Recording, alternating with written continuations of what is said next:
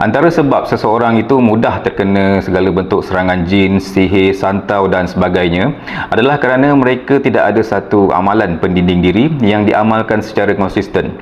Baik, di sini saya nak kongsikan satu kaedah pendinding diri ataupun penguat rohani dengan menggunakan surah Al-Fatihah. Kalau anda nak tahu, tonton video ini sampai habis.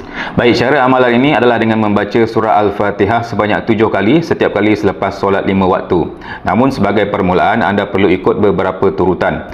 Okey, katakanlah anda nak mulakan amalan ini pada esok hari. Okey, jadi pada esok hari, pada waktu subuh anda baca surah Al-Fatihah sebanyak 1 kali saja dulu. Kemudian diikuti dengan solat zuhur 1 kali, asar 1 kali, maghrib sampailah isyak baca 1 kali sahaja.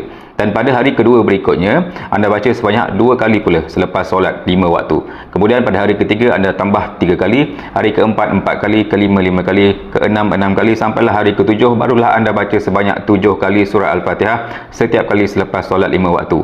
Kemudian pada hari ke-8 dan hari-hari seterusnya sampailah bila-bila, anda terus konsisten membaca sebanyak 7 kali surah Al-Fatihah setiap kali selepas solat 5 waktu. InsyaAllah kita amalkan dengan penuh keikhlasan, keyakinan dan juga pengharapan kepada Allah.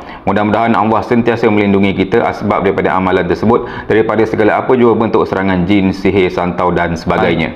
Dan jika anda nak beramal dengan amalan ini, boleh tinggalkan komen di video ini dengan ayat "Saya nak beramal".